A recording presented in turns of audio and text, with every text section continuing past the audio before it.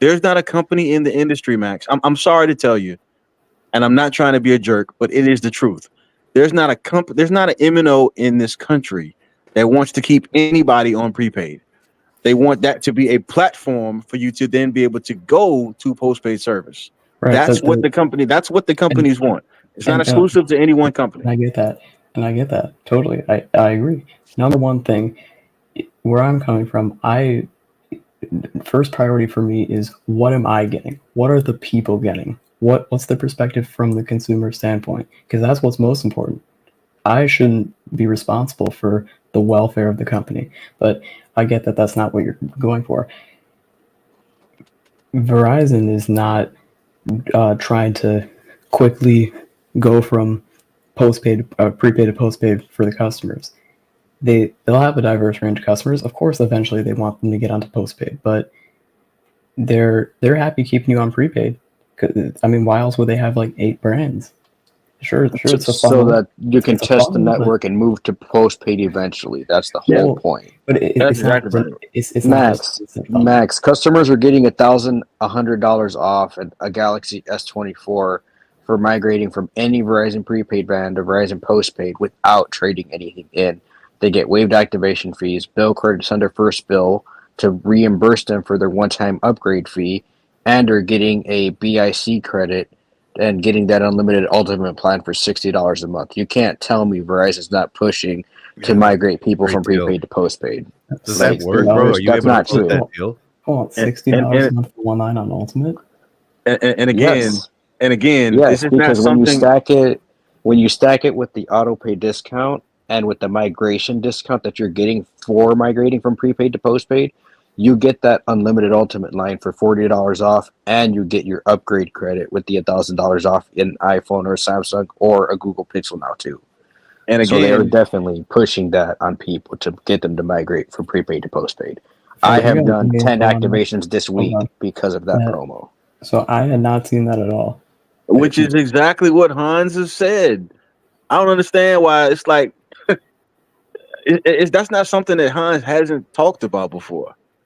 Well, I mean, I don't get it, man. This is very weird. It is what it is. I get it. I know what it is. Okay, what is it? If we look at some of the consumer dynamics, very often the Verizon customer, I mean, it's a highly affluent customer. The prepaid segment has not been something that Verizon has done, so it's just new. I think we have to wait and see what Hans is talking about. I'm not saying Hans is wrong. I'm saying Hans and Verizon haven't done it before. So I mean, that's true, and I agree. Verizon has never been the company that's wanted to address, the value segment in a real meaningful way until Hans made that a thing. I agree with you. You're right. That's fair. When Hans and Sampath said the average credit score of Verizon customers is 700, that's all I needed to hear. They've never been able to attract a prepaid customer. Well, they've never tried until now. Right. They've never tried. So, like what Hans has said, the whole purpose of purchasing TracFone was to get another customer base that you could bring onto the Verizon network to serve as a place that you could go to get customers moved up the stack into postpaid. Like he said, he's on record saying that more than once. So, like, Siebert has not invented anything in the industry. Like, he's a former AT&T guy. So it's not like he's inventing new ideas.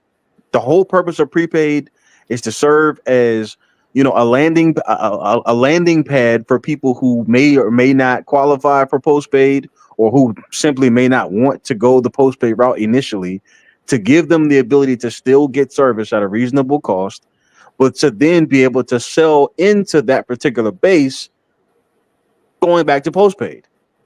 And Frank just said it. So I mean, I don't like, and I'm sorry guys, but no one can argue this point with me because I sell these phones every single day. I look at these promotions and I push them on people and I get them to walk out the door.